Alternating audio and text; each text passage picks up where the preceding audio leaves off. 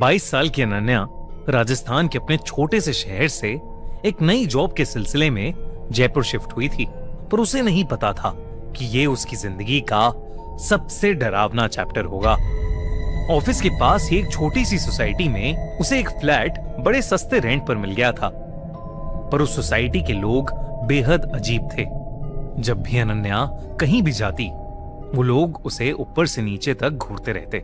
और तो और उस सोसाइटी की कोई मेड भी अनन्या के घर काम नहीं करना चाहती थी।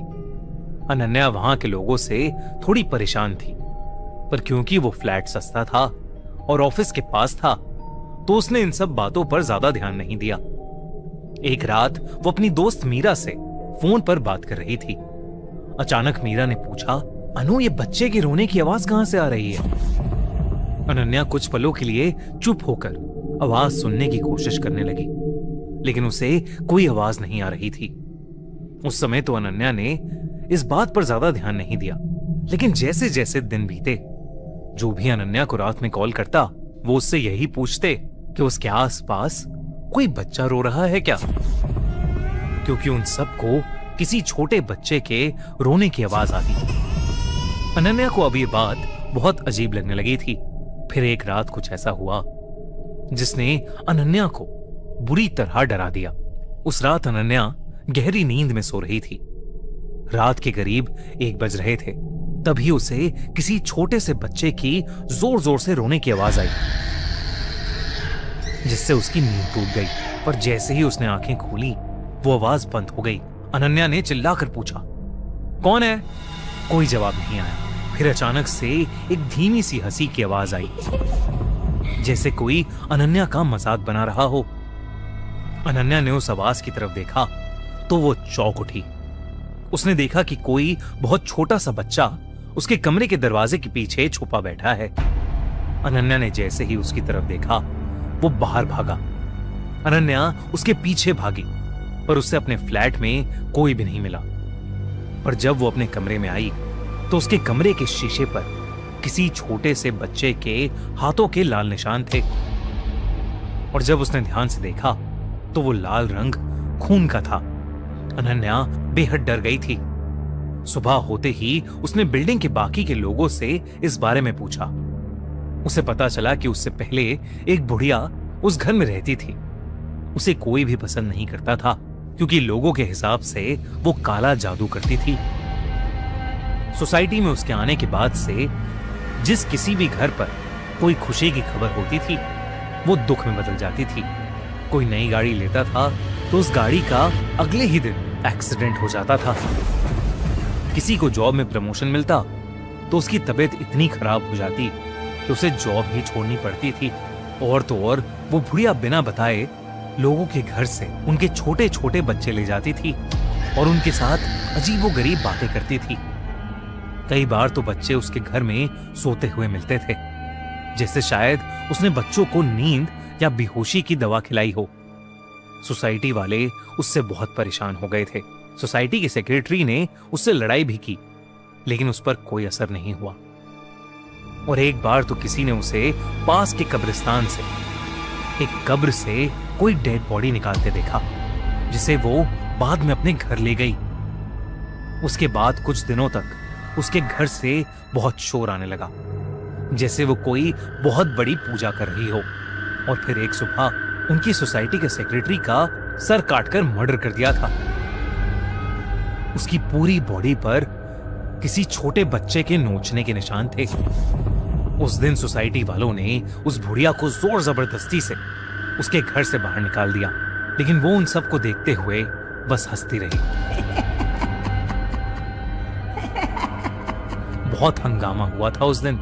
जब ओनर ने घर के अंदर जाकर देखा, तो घर के अंदर बहुत सारा तंत्र विद्या का सामान और एक छोटे लड़के का कंकाल मिला। लोग कहने लगे कि उस रात उस बुढ़िया ने काले जादू से एक कच्चा कलवा बनवाया था और उसी कच्चे कलवे ने उसे मारा था। इस इंसिडेंट के बाद काफी टाइम तक वो घर खाली था और उसके बाद अनन्या वहां रहने आई थी। ये सब सुनने के बाद अनन्या बहुत घबरा गई थी। वो अपने घर आई और कच्चा कलवा के बारे में ऑनलाइन पढ़ने लगी उसे पता चला कि जब साल भर से छोटे बच्चे की मौत हो जाती है तो उसकी बॉडी जलाई नहीं जाती, बल्कि उसे दफनाया जाता है। कई काला जादू करने वाले लोग उसकी बॉडी को जमीन से निकालकर उसकी बॉडी पर कच्चा कलवा की साधना करते हैं, जिससे वो उस बच्चे की आत्मा को अपने वश में कर लेते हैं और अपना मन चाहा काम करवाते हैं। अनन्या ये सब पढ़कर चौंक गई थी। उसे ये सब बहुत ही खतरनाक लग रहा था। तभी अचानक से घर की लाइट चली गई और घर में अंधेरा हो गया। एकदम से उसे सांस लेने में दिक्कत होने लगी। उसे ऐसा लग रहा था जैसे कोई उसका गला दबा रहा है।